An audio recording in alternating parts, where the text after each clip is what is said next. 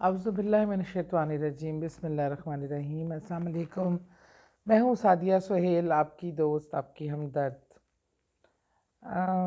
جیسے کہ آپ سب جانتے ہیں کہ رب العزت کو اپنی مخلوق سے بہت پیار ہے۔ اگر ہم نے اپنے رب کو راضی کرنا ہو تو اس کا بہترین طریقہ یہ ہے کہ اس کی مخلوق سے پیار کیا جائے اور اس کو راضی کیا جائے۔ اللہ کا پسندیدہ عمل یہ ہے کہ ہم اللہ کی بنائی ہوئی مخلوق، خواہ وہ چرند و پرند ہوں، پودے ہوں، انسان ہوں، ان کے لیے سہولتیں فراہم کریں، ان کے لیے آسانیاں پیدا کریں، اور خاص طور پہ جانوروں کے حوالے سے، پرند چرند کے حوالے سے،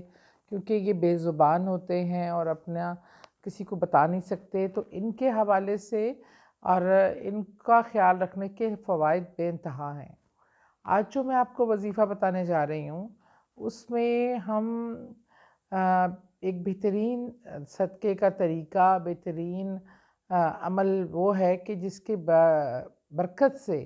اللہ تعالیٰ آپ کے رزق میں برکت کرے گا، آپ کے کاروبار میں، آپ کے گھر میں رزق کی فراوانی ہوگی، اور بہترین صدقہ ہے، بہترین طریقہ کار ہے جس سے ہم آسان بھی ہے، قابل عمل بھی ہے، اور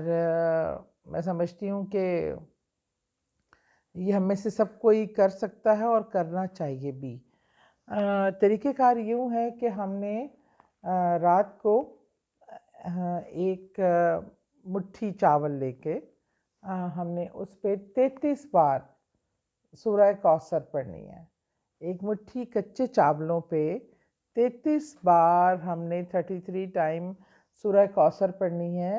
اور ہم نے صبح کے وقت ہماری چھت، بالکونی، ایسی جگہ جہاں پرندے آتے ہیں،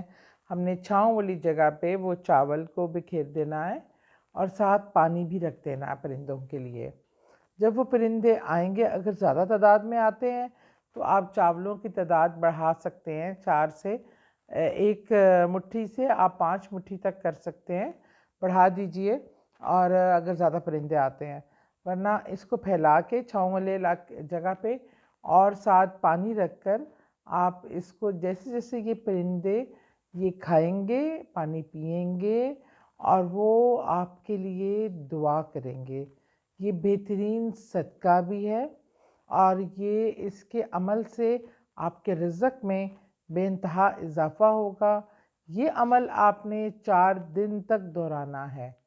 4 دن آپ نے کرنا ہے۔ یہ بہترین صدقہ ہے۔ ویسے تو اگر یہ عمل تو اس میں کیونکہ 33 بار آپ نے سورہ کوثر پڑھنی ہے،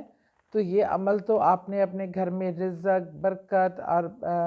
تمام مسائل سے حل کے لیے کرنا ہے، اور بہترین صدقے کی صورت میں کرنا ہے۔ لیکن ویسے بھی آپ پرند چرند اور ان کے لیے کھانے کا بندوبست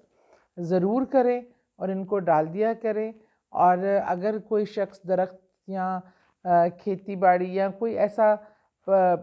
یہ پھلوں والے درخت لگاتا ہے اور اس میں سے کوئی انسان، جانور یا چرند پرند کھاتا ہے، تو وہ صدقے کے زمرے میں آتا ہے۔